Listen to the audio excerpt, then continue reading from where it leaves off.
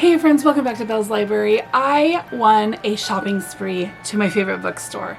That is like a dream, right? Who even gets to say that? In fact, 2 times this week I have had really super crazy weird dreams come true. That one, $75 gift card to my favorite bookstore. But secondly, hold on, I gotta get this for you. Secondly, last night, my son gifted me not only with Joey Joe McIntyre's Funko Pop, Hangin' Tough CD from 1990 something or other by New Kids on the Block, but he also put inside this very artistically done little picture. This is my 19-year-old son. And on the back is a little note that he got us tickets, do you see? Tickets to see New Kids on the Block in June. I can't wait. I was in shock. I was bawling all over the place because little 9-year-old me would call the 1-800 number of our local radio station because you didn't have to pay long distance to call the 1-800. And I would listen to the recording that New Kids on the Block put out, inviting us all to buy tickets to their concert once a year or twice a year at the fairly small arena located in the town just an hour away from us. I remember at one point tickets were $40 a piece, and they might as well have been $4,000 because there was no way that I could afford to do that. I got like $2 every 2 weeks for my allowance, and my parents just could not do that for us. And so I would call the hotline and listen to it and just dream and wish and think about Joey Joe. And my son has made it happen for me to go. So that's pretty cool. And while that is super cool, that is not the topic of this video. Sorry. But the topic of this video is my shopping spree to my local bookshop in Tontitown, Arkansas. It's called Once Upon a Time Books. They do have a website with tons of books on it. Anyway, I won one of their giveaways, and so I want to show you guys everything that I purchased with my gift card. So I broke it up into a nonfiction stack and a fiction stack. They're pretty much the same size stack. So we'll go with nonfiction first. So I've got this book on Nathaniel Hawthorne, which was written by Henry James. It's a critical essay on the man and his times, written by Henry James. So it's like a biography, right, of Nathaniel Hawthorne. Now, those of you who have been watching know that I'm going to be hosting Nathanuary in January. And that's coming up here just a few weeks, right? So the very next video that I'm going to make after this one will be the announcement video for that challenge. Basically, you just need to read one book by Nathaniel Hawthorne within the month of January. I will be putting out some videos that sort of explain to you why I think you should be reading him, and then talk about some of the things that I've read. I'm going to be reading myself something brand new, so I'm excited about that. But anyway, I'm excited about that too, right? Biography of one of my favorite authors ever. On the heels of that, I was in that same section and I found a author biography on Edith Wharton. Now, Edith Wharton is somebody that I don't think I've read a whole lot of. I did read Ethan Frome, and yep, that's probably it, and that was enough for me.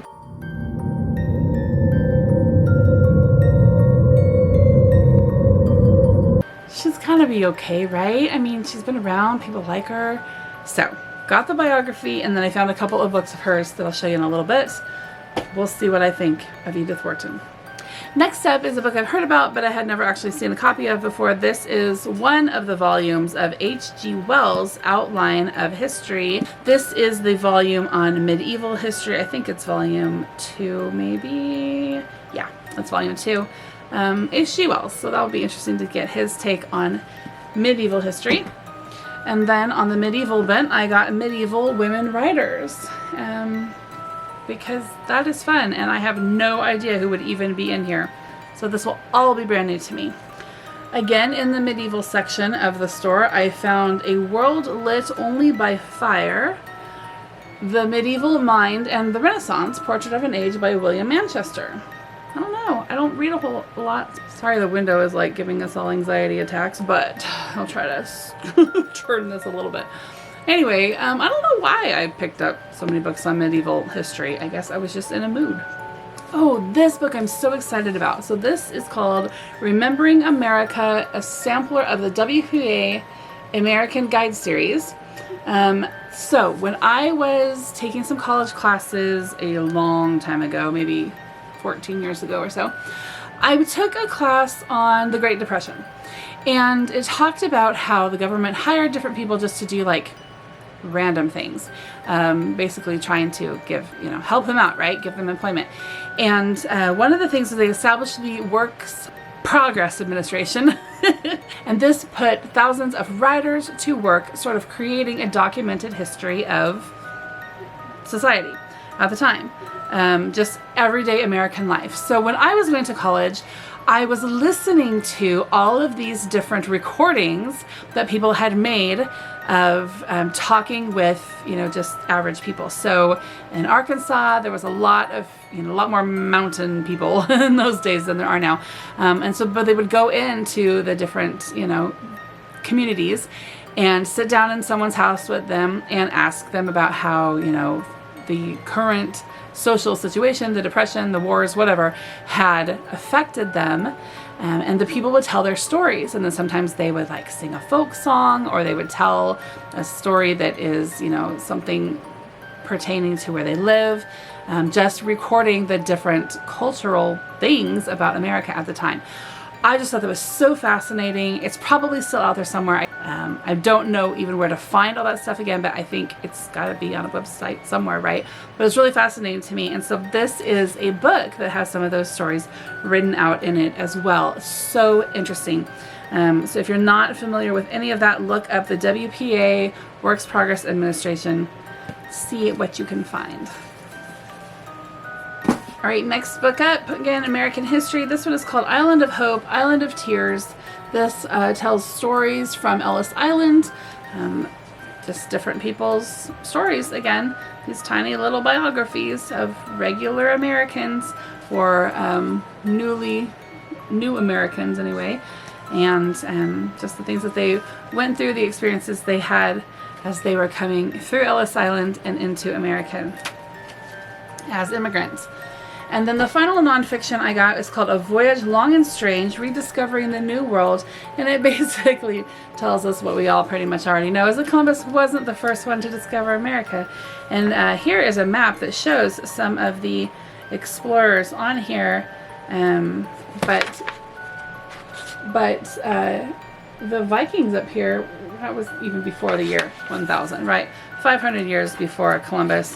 And then it shows just some of these other explorers, lots of places that were found by some of these explorers that Columbus never even hit, right? So it says it's taking us through a thrilling ride through the forgotten first chapter of America's founding. But I personally believe it goes back even further than the Vikings, but that's for another video. It has nothing to do with this channel, right? Okay, now we'll get into the fiction stuff. We've got Turn of the Screw by Henry James. So I just finished reading, gosh, that window, I'm so sorry. I've just finished, everything is sparkly. There we go. There. It's not catching any light, but you can't see his name. Ah, there we go. Okay, I just finished reading Daisy Miller by Henry James, and I liked it okay. It was pretty good. So I'm going to read The Turn of the Screw, which I have a feeling is going to have a completely different tone. It looks like it's somewhat of like a ghost story, which I don't normally read, but we'll see. I'm willing to sort of make some concessions for a classic, but we'll see how bad it gets. All right, and then I found this 3-volume collection of Ernest Hemingway's works. My mom recommended these on the video that I made where I was talking about how I want to read more American classics this year, or this coming year. And so she recommended Ernest Hemingway. I have avoided Ernest Hemingway in the past because I heard some mean things about him, but also just because he writes about America. So this is my struggle and why I am making that commitment to myself to read more American fiction, because it doesn't interest me, like the settling of the frontier and the gold rush and I don't know, just there's not a whole lot about it that really interests me. And he seems to be talking about like wars, and I don't know, maybe I'm totally off, but he's just never really appealed to me. But I got these 3. One, because they're super vintagey, cool looking, and they're going to look awesome on my shelf. They've got really great artwork on them. So if anything, they'll be a great collection for, you know, future generations or my mom. But I think I will probably start with this one, In Our Time. I will probably start with this one because it is a book full of short stories, and that way I can just read it slowly over time, and I can read other things sort of in between, right? So that is my plan. I've got In Our Time, A Movable Feast, and For Whom the Bell Tolls. So if you guys have a better starting place for me, let me know. Next up are 2 works by someone that I despise named Mark Twain. I talked about that in the last video and how he is just, I just don't like him. I think he's really arrogant and has kind of a colonist, you know, colonial sort of mentality about things. And I just really don't prefer him, but I do collect this series from Barnes & Noble, the colorful covers, the Barnes & Noble Classic series, and I don't have these 2 yet, The Prince and the Pauper and Huckleberry Finn, and they don't seem to be focusing on printing a lot of these lately, and so I'm picking up which ones I can find to continue building that collection. The only exposure I've ever had to the story of The Prince and the Pauper was either, you know, Barbie or Leonardo DiCaprio, so I will see. But I think I liked The Man in the Iron Mask, so I may enjoy this story. Huckleberry Finn I have read a long time ago. I was a kid still, and I didn't like it. But I think I could probably stomach going through it so that I can tell everybody that I did read it. Or if someone says, what should you avoid in the classics, I can say, Mark Twain. Mark Twain everything.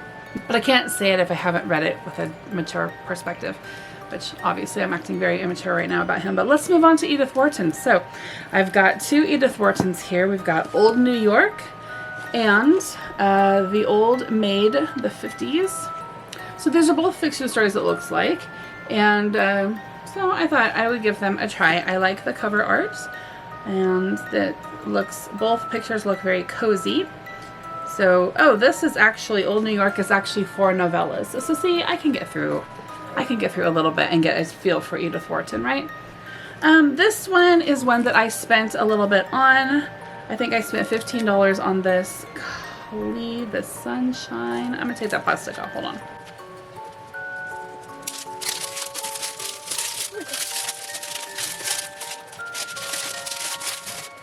Alright, this is a little better. So this is Romola, George Eliot. I have heard, who said it? Was it Noteworthy Fiction? I think it was you. You're like, avoid George Eliot's Romola like the plague. But I did spend a little bit of money on this. I spent $15 because I have another one, speaking of Columbus, in this new Columbus series. I have at least one other Dickens something or other. I may be Nicholas Nickleby. I kind of remember it being really big. And actually, I think my husband also bought me a book of poetry. It's been a while. That is also in this series. So again, I'm just collecting it for the prettiness sake of it. And I will probably read this, but I think I'm going to read a different edition because the pages on this one are super brittle. The inscription on the first page here, that page is partially ripped. It's December 25th, 1890 something, but the last number there is ripped off, and then there's no copyright page, which I think is odd, but that's okay. But it's very brittle, and so I don't know if I will actually read or just display this one and get a different copy to read. But anyway, I did get a couple of like shelf pretties. And actually, I did pick this one up, even though Noteworthy Fiction said, don't do it, don't do it, don't do it. Because somebody else said it was a good one, and I can't remember who it was. So we'll see. I'm going to make my final decision. But right now, George Eliot is not a favorite, so we'll see. Mariah Edgeworth. This is Castle Rackrent. a thin little classic that matches some other books that I have in this series. And it says, during the 1790s, with Ireland in political crisis, Maria Edgeworth made a surprisingly rebellious choice. In this is her first novel. She adopted an Irish Catholic voice to narrate the decline of a family from her own Anglo-Irish class. So this is kind of a satire book, apparently. Jane Austen read Maria Edgeworth, and so this is like 120 pages. I can read her too and see what she was all about, see if I want to pick up anything else from her. And then finally, this is another book that I chose because of the cover and how pretty it's going to look on my shelf, but also because I've never read anything from Bulwer Lytton, and this is The Disowned by Bulwer Lytton or Lytton. You guys gotta tell me. So that is someone I've never read before, but it looks like it's just kind of a story that takes place at the same time that Jane Austen was writing, and just kind of like a Regency story, maybe just kind of a Regency era, Georgian era, probably, actually, judging from this drawing anyway. Just a story, fiction story. So we'll see what comes of it. Maybe it's a good one. I love older books with illustrations in them. It really helps to get a feel for how things looked, right, when it was so long ago. And across the sea from me. Friends, I hope that was fun. Don't ever be afraid to enter a giveaway, right? You just might win. I was so excited.